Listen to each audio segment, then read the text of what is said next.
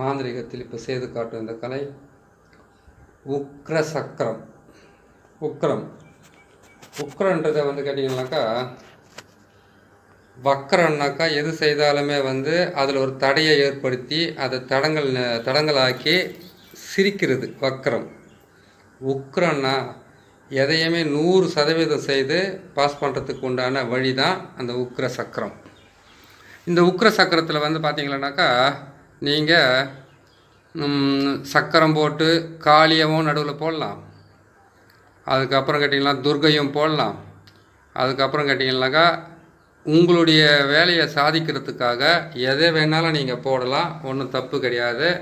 ஏன்னு கேட்டிங்கன்னாக்கா, இந்த உக்ர சக்கரமே ஒரு இவங்களுக்குன்னு தான் கிடையாது. மாடனை போடலாம், சுடலையை போடலாம், அதுக்கப்புறம் பார்த்தீங்கன்னாக்கா எந்த விதமான ஒரு துஷ்ட ஆத்மாங்களையும் நம்ம பிரயோகம் பண்ணிக்கிறதுக்கு உண்டான மிகப்பெரிய சக்கரம் தான் இந்த சக்கரம். இந்த சக்கரத்தை எதுக்கு போகணுன்னு கேட்டிங்கன்னாக்கா,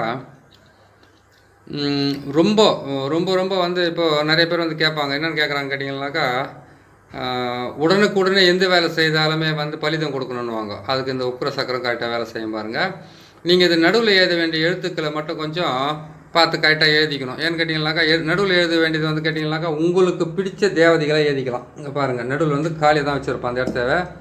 இந்த மாதிரி ஒரு மண் பாத்திரத்தில் தான், மண் சட்டியில் தான் நீங்கள் இது எல்லாமே போட்டு அவங்களுடைய பேரெல்லாம் எழுதி தகடில் போட்டு எல்லாமே க்ளீன் பண்ணி நீங்கள் செய்து கொடுக்க வேண்டியது இந்த மண் பாத்திரத்தில் தான் போட்டு அப்படியே புதைக்கணும். இதை புதைச்சா தான் அது கரெக்டாக வேலை செய்யும்.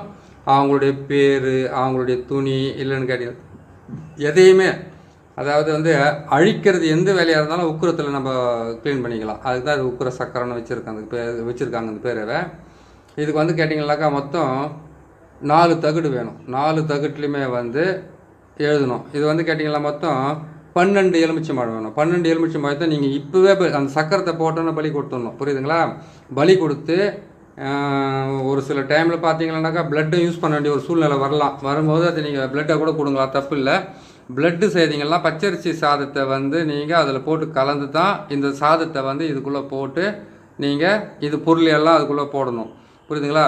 8 ஆணி வேணும். 8 ஆணி இதை புதைக்கிற இடத்துல 8 ஆணியுமே இடைவிடாமல் இதை சுற்றிலும் போட்டு நீங்கள் அடித்து விட்டுட்டு வரணும். தகுடு 4 தகுடு இதுக்குள்ளே போடணும். 4 தகுடை வெளிப்புறமாக வச்சு அடிக்கணும். அதை எந்த வேலை செய்கிறதா இருந்தாலும் இந்த வேலையை நீங்கள் செவ்வாய்க்கிழமை செய்யலாம். அதுக்கு உக்குரத்துக்கு செவ்வாய்க்கிழமை அதாவது கேட்டிங்கனாக்கா கடுமையான கோபத்தில் வருவாங்க. அவனுக்கு அடிப்படணும், அவனுக்கு ரத்த காயம் ஏற்படணும், கை கால் முறியணும். இல்லைன்னு கேட்டிங்கனாக்கா அவன் ஏதாச்சும் ஒன்று ஆகணும். அவன் படுத்துக்கணும், அவன் எந்திரிக்கவே கூடாது. அது பெண்ணாக இருந்தாலும் ஆணாக இருந்தாலும் அவங்களுடைய ஆக்ரோஷம் கோபத்தினால உங்கள்கிட்ட பேசுகிறாங்க இல்லையா, அப்படி அவங்க பேசும்போது இந்த சக்கரத்தை நீங்கள் போட்டு செய்து கொடுத்தீங்கன்னாக்கா ரொம்ப சீக்கிரமாக அவங்களுக்கு அது வேலை செய்யறதுக்கு ஆரம்பிக்கும். புரியுதுங்களா? இது செய்கிறதுக்கு செவ்வாய்க்கிழமையில் செவ்வாய்க்கு ஆகாத கிரகங்கள்னு சொல்லப்போனால் புதன் ஆகாது. புரியுதுங்களா?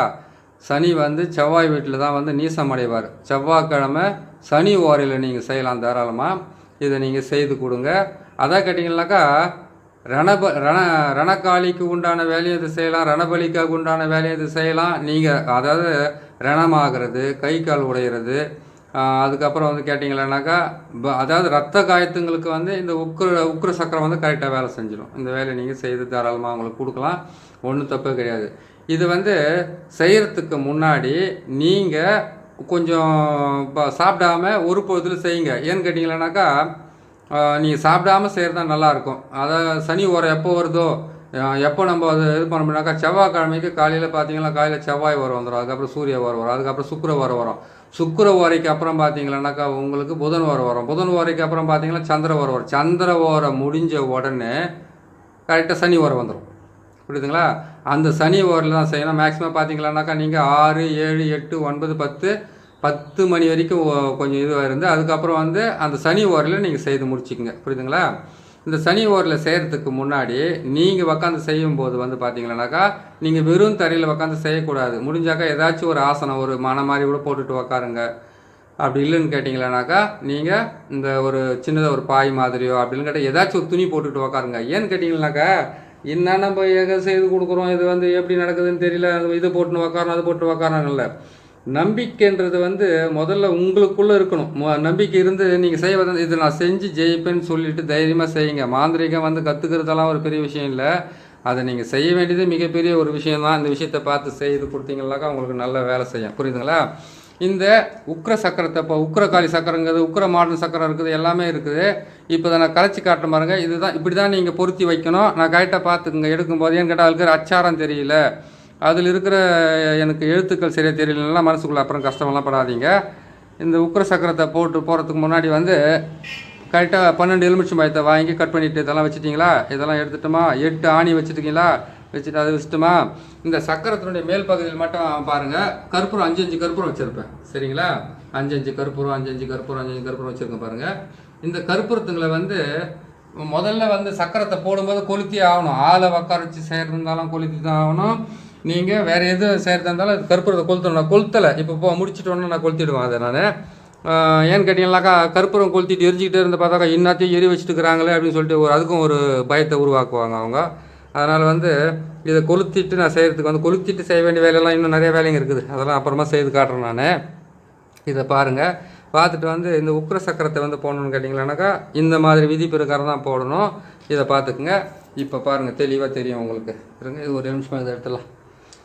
இதை பாருங்கள். இது வந்து எல்லாம் பார்த்தீங்கன்னாக்கா எல்லா சூலமும் வந்து மேல் நோக்கி போடுவோம். ஆனால் இது மட்டும் இந்த உக்கிர சக்கரத்தை மட்டும் கீழே போடுவோம். இதில் வந்து இந்த சக்கரத்தை போட்டிங்களா?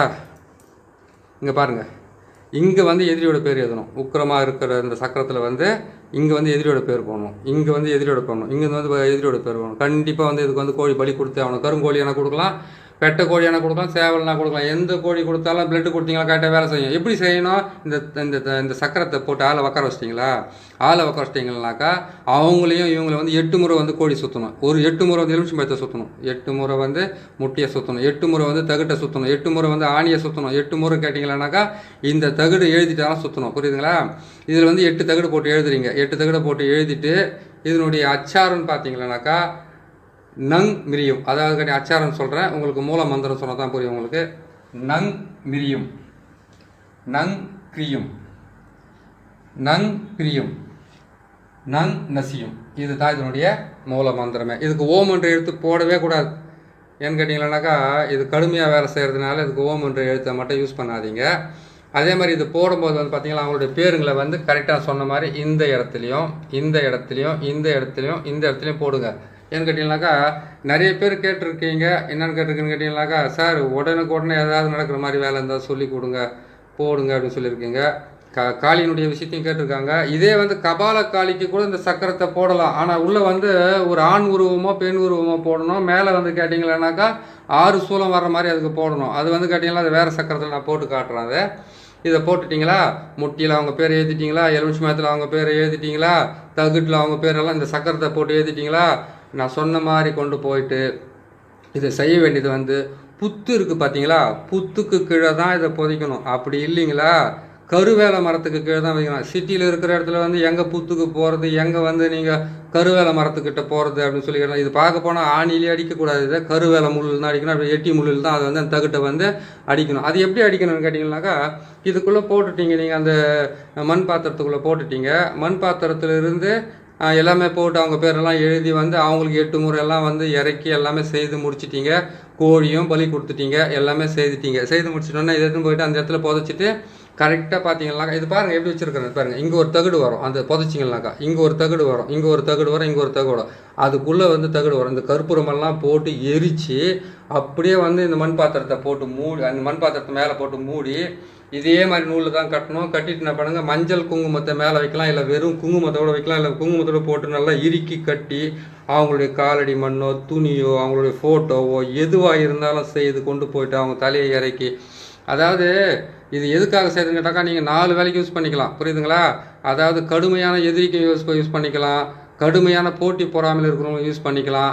அப்படி இல்லைன்னு கேட்டிங்கன்னாக்கா அந்த கேஸுங்கெல்லாம் கூட நடக்குது பாருங்கள். அதாவது எதிரிகளால் வந்து அந்த கேஸ் போட்டாங்க, இந்த கேஸ் போட்டாங்க, அப்படி பிரச்சனை பண்ணிக்கிட்டு இருக்காங்க. அதெல்லாம் கூட நீங்கள் இதில் செஞ்சுக்கலாம். அந்த வேலையை கூட அதெல்லாம் போட்டு இறக்கணும். கோழியை பலி கொடுக்கணும் கண்டிப்பாக. நான் பொட்டை கோழியை சேவல் கோழின்னு பார்க்காதீங்க. எந்த கோழியாக இருந்தாலும் நீங்கள் பலி கொடுத்துடலாம். இதுதான் கொடுக்கணும் கிடையாது. ஏன்னா காளியாக இருந்தாக்கா சேவல் கொடுக்கணுன்றது ஒரு விதி இருக்குது. காளிக்கு ஏன் சேவல் கோழியை கொடுக்கணும்னு கேட்குறீங்கன்னு கேட்டாக்கா அவங்களுக்கு ஆக்ரோஷமே வந்து ஆண்கள் மேலே தான். புரியுதுங்களா?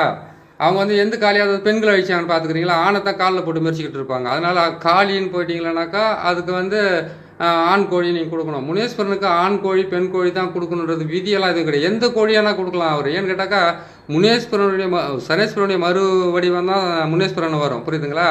அதனால் இந்த வேலையை செய்து கொடுங்க, அவங்களுக்கு நல்லபடியாக செய்து கொடுங்க, எந்த விதமான பிரச்சனையும் வராது. இதுக்கு உண்டான மூல மந்திரமாக சொல்லியிருக்கேன். நங் மிரியும் நங் கிரியும் நங் நசியும், அதுக்கப்புறம் பார்த்தீங்கன்னாக்கா நங் பிரியும் நங் நசியும், இதுதான் இதனுடைய மூல மந்திரம். இந்த மந்திரத்தை வந்து கரெக்டாக ஒரு பேப்பரில் எழுதி வச்சுக்கோங்க. அடிக்கடிக்கு உங்களுக்கு வந்து யோசிக்க வேண்டிய தன்மையாக இருக்காது. அதே மாதிரி கேட்டிங்களானாக்கா நம்ம செய்யக்கூடிய எந்த வேலையாக இருந்தாலும் பாருங்கள், ஒருத்தருக்கு வந்து பிரச்சனைன்னு வந்தாலும் நம்ம செய்து கொடுக்க நம்மளுடைய கடமை தான். ஆனால் ஒரு விஷயத்தை மட்டும் எப்பவுமே கேட்டுங்க, காட்சிகள் இல்லாத இருளின் வெளிச்சத்திலும் இறைவன் ஆட்சி செய்வான். அதை உன்னுள் இருக்கும் சிவனே சாட்சியும் செய்வான். எதுக்காக இந்த வார்த்தை சொல்கிறேன்னு கேட்டிங்கன்னாக்கா, காட்சியே இல்லாத இருளில் கூட இறைவன் ஆட்சி தான் செய்துக்கிட்டு இருக்கிறான். நம்ம செய்து கொடுக்குறோம். அவங்களுக்கு வந்து எது விஷயமா இருந்தாலும் பார்த்து செய்து கொடுங்க. நான் சொல்கிற அர்த்தம் உங்களுக்கு புரிஞ்சிருக்குன்னு நினைக்கிறேன். பாருங்கள், பார்த்து செய்து கொடுங்க. அதுக்கப்புறம் வந்து கேட்டிங்கன்னாக்கா ரணக்காளி கபாலக்காளி, அதுக்கப்புறம் வந்து கேட்டிங்கன்னாக்கா சுடலமா எல்லாம் நான் கேட்டிருக்காங்க. அதெல்லாம் கொஞ்சம் பொறுமையாக போட்டு கொடுக்குறேன், நீங்களும் செய்வீங்க, மற்றபடி செய்து முடிச்சு கொடுப்பீங்க. நம்ம சேனலை பார்க்குறவங்கக்கிட்ட ஒரு விஷயத்த சொல்லணும். ஏன்னு கேட்டிங்கன்னாக்கா நீங்கள் கேட்குறது மறுக்காமல் செய்து கொடுக்க வேண்டியது என்னுடைய கடமை. அதுக்கு வந்து நான் விலைன்றது எப்போவுமே நிர்ணயிக்கிறது இல்லை. நீங்கள் கொடுக்குற விலையை தான் நான் வந்து நீங்கள் மனசார கொடுக்குறத தான் நான் வாங்கணும். அந்த மாதிரி மனசார நீங்கள் சப்ஸ்கிரைப் பண்ணுங்கள். ஏன்னு கேட்டிங்கன்னாக்கா பலமுறை சொல்லியிருக்கேன், உங்களுக்கு பிடிச்சதை நான் செய்து கொடுக்குறேன். இப்படி தான் மாந்திரிகம் இருக்கணும். மாந்திரிகத்தில் வந்து இன்னும் விதிமுறைகள் நிறையா இருக்குது. நான் போட்டுக்கிட்டு வந்துக்கிட்டு இருக்கிறதெல்லாம் பார்த்தீங்கன்னா உங்களுக்கு பேசிக் தான். அதுக்கப்புறம் இன்னும் செய்ய வேண்டியதெல்லாம் நிறையா இருக்குது. அதனுடைய விதி பிரகாரம் நீங்கள் செய்துக்கிட்டு வந்தீங்கன்னாக்கா இன்னொரு மாந்திரிகத்தை நீங்கள் தொட வேண்டிய அவசியமாக இருக்காது. இந்த மாந்திரிகத்தை செய்து நீங்கள் க்ளீன் பண்ணிக்கலாம். இவ்வளோ விளக்கமாக நான் சொல்லிக்கிட்டு வரேன். சப்ஸ்கிரைப் பண்ணுங்கள், லைக் பண்ணுங்கள், ஷேர் பண்ணுங்கள். நண்பர்கள் ஷேர் பண்ணுங்கள், இப்படி லைக் பண்ணுங்கள், சரிங்களா? இன்னொரு நல்ல பதிவில் வந்து சீக்கிரமாக சந்திக்கிறேன். அதுவரை உங்களது விடைபெறுகிறேன். நன்றி, வணக்கம்.